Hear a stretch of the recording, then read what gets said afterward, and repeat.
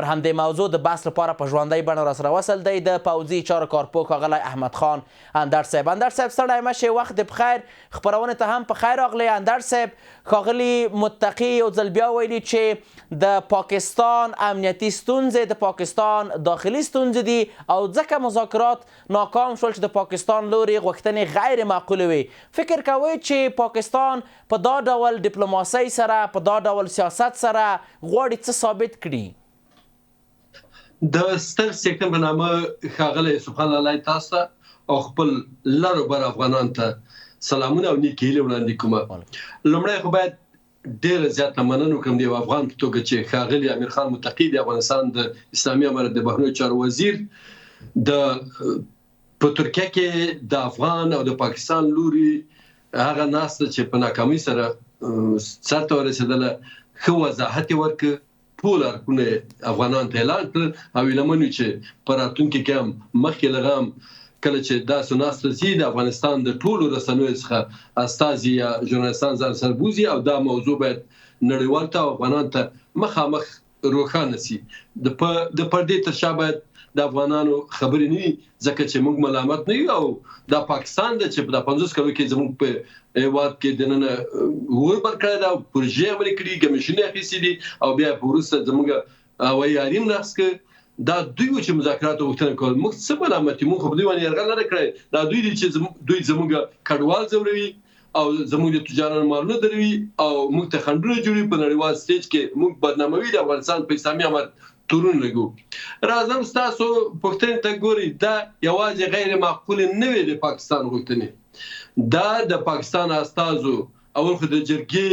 او د مرکو د مذاکراتو په پرنسپونو په آدابو نه پیدل بدمعشي کوله او غیر مشروع غوښتنې دي. خو له بلې خوا چې ورته وګورو پاکستان وښودله چې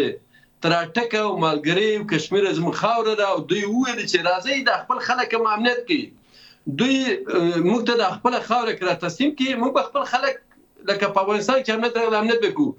افغانان باید خوشحاله شي چې پاکستان خپله کمزوري په دې هکله اعلان کړه چې دا خاوره هم زموږ ده، دا خلک هم زموږ ورونه دي، موږ یې باید امنیت ونیسو. خو په دا ډول نه چې یو د ښکارکي د ډیورنډ کرښې وخت پوره شوی ده او دوی باندې حاکمیت چیرې زموږ ورونه به ضروري دي، دوی پولیس استخباراتو پوځ باندې عملیاتونه کوي. نه، زموږ خاوره را تسلیم کړي، وروسته له هغه به موږ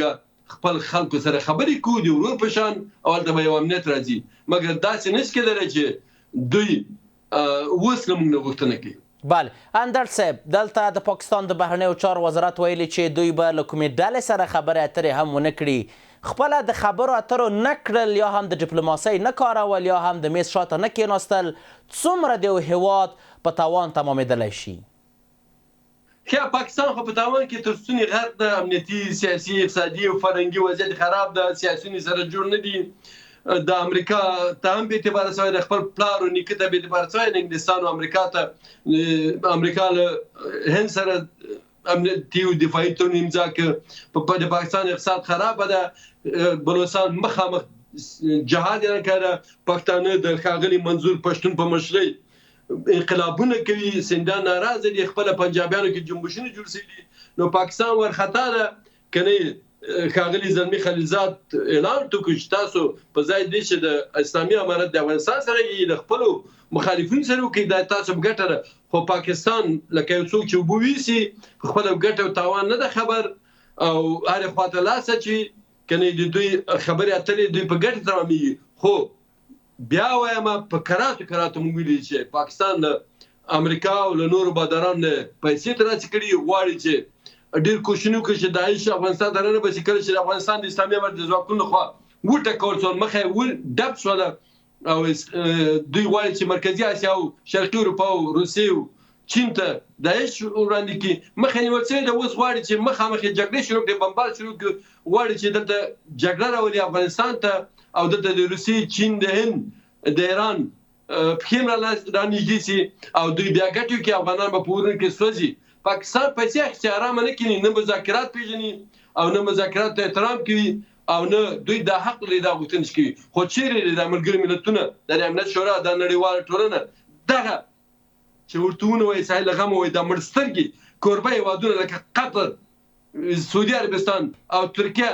ولې خپل غږ رسونه ګنجګي ولې د پاکستان ملامتي نړیوال ته نه وایي ول نه جګی ولې ملامتي نه وایي اندر صاحب دا دومخه سیاست کې دوی د دغه میانجګري په اساس د افغانستان په سر باندې دوی کریډیټونه اخلي لکه ترکیه چې د اوکراین سوله او میانجګري کوله تر اوسه پورې جګړه روانه ده موږ مننه کوو چې دوی دا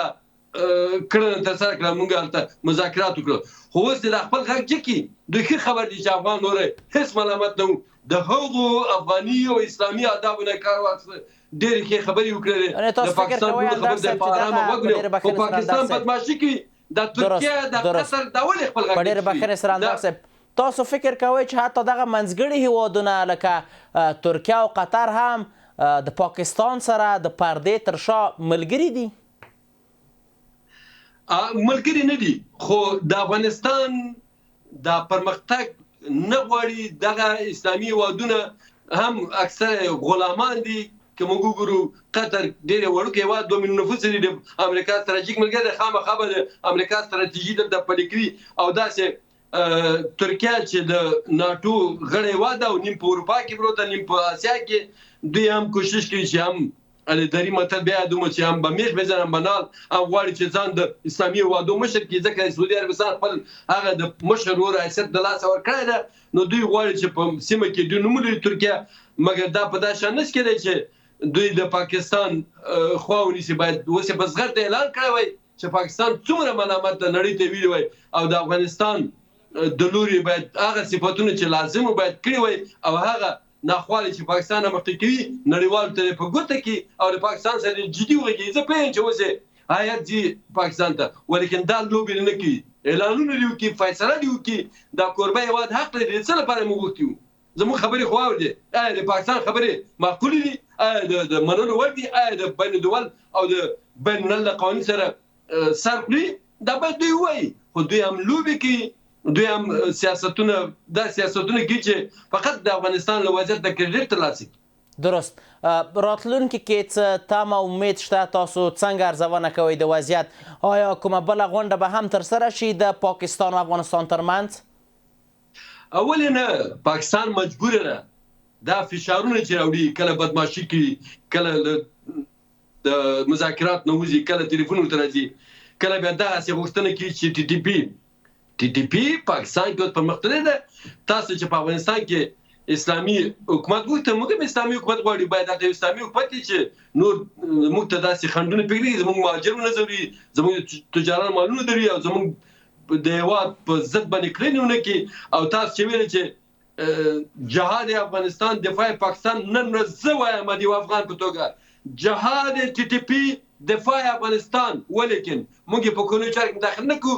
دوی د خپل مذاکرات لري کې جګړه کوي مهرباني موږ کار نه لرو مګر زه غواړم چې څنګه مې اسلامي هیواد وي نو د دې لپاره ورسم چې دا غونډه پاکستان مجبور دی چې مذاکرات ته راسي دا دریم ظلم دوی ترکیه او قطر په زور راوستل مګر دوی لوبي کې بیا به راځي مجبور ده تر ستوني پورې په قرض کې غرق ده او د افغانستان امنیت موږ په صلحه وار ویلي دي د افغانستان اسلامي امارت ته ویلي دي چې په خواني مشرانو حکومتونو ته ویلي چې مکه زموږ کور کې ورمه بل دا ور به سالمنه ماخلي او د افغانستان امنیت او اقتصاد د لومړی د پاکستان په ګټه ده خو دا به شرمه حکومت دغه نظامی او ملکی حاکمان نه د خلکو خپل خلکو په فکر کې دي عام ولس ډېر چې ولس موږ خو هم داوت په بدیږي چې یو کیلو بادنجان رومي په 2000 کلدار سیدي زموږ ګورونه دي زموږ خبري خو دا حاکمان په دوی هم ظلم کوي او په ګاونډي بدل کوي بیا په افغانانو روپ دي سوي دي په خواني خبرې دي ویل د څنګه خلماتون کې جواب لري په دنه په کارو کې د جشن په توګه وګرځیدل پاکستان یا خبرې نه ویني مذاکرات اول موږ اړتیا نه ده مذاکرات باید د افغان لوري نه وي شوی د دوی غوښتنه وسکینی په هم د ستراتیژیک بدلون راوړي کني هار به دې وتري ډیره مننه د پوځي چار کارپوه ښاغلی احمد خان اندړ په خپرونه کې ستاسو له حضور څخه نړۍ منندوی یم مننه کوم ښاغلی لاله صاحب تاسو هم چې ماته بلنه مهرباني